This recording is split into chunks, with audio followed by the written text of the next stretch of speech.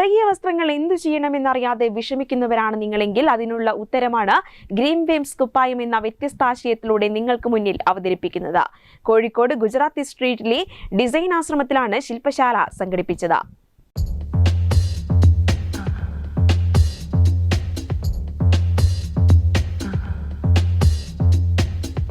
ഏത് പഴകിയ വസ്ത്രങ്ങളിലും മനോഹരമായ ഡിസൈനുകൾ സൃഷ്ടിക്കാം എന്നതാണ് കുപ്പായം എന്ന ക്യാമ്പയിനിലൂടെ പുറത്തെത്തിക്കുന്നത്.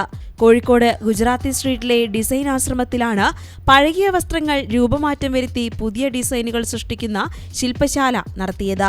വീടുകളിലുള്ള പഴയ വസ്ത്രങ്ങൾ ഒഴിവാക്കാൻ പ്രയാസം നേരിടുന്നവർക്ക് ഈ ആശയം ഏറെ ഗുണപ്രദമാണ്. ചെറിയ രൂപമാറ്റത്തിലൂടെ മനോഹരമായ സൃഷ്ടികളായി ഈ വസ്ത്രങ്ങൾ മാറ്റിയെടുക്കാം. കൂടാതെ ബാഗുകളും പുസ്തകങ്ങളുടെ പുറംചട്ടകളും പേഴ്സുകളും കരകൗശല വസ്തുക്കളും എല്ലാം ഇത്തരം വസ്ത്രങ്ങളിലൂടെ നിർമ്മിക്കാനാകും. വസ്ത്രമാലിന്യങ്ങളിലൂടെയുള്ള പ്രതിസന്ധിക്ക് ഒരു പരിഹാരം കാണുക എന്നതാണ് കുപ്പായത്തിലൂടെ ലക്ഷ്യമിടുന്നത്. നമ്മൾ പുതിയതായിട്ട് തുടങ്ങിയ ഒരു പ്രോജക്റ്റാണ് ഈ തുണി മാലിന്യങ്ങളുടെ സംസ്കരണം എന്നുള്ള രീതിയിൽ.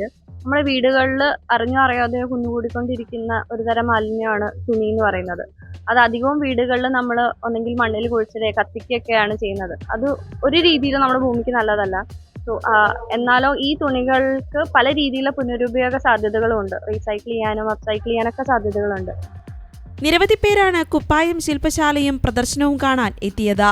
വസ്ത്ര ഡിസൈൻ രംഗത്തെ വിദഗ്ധരായവർ ശില്പശാലയിൽ ക്ലാസ് എടുത്തു. മാലിന്യ സംസ്കരണ രംഗത്ത് പ്രവർത്തിക്കുന്ന ഗ്രീൻ വേംസ് ആണ് ശില്പശാലയും പ്രദർശനവും സംഘടിപ്പിച്ചത്. News bureau, Kozhikode.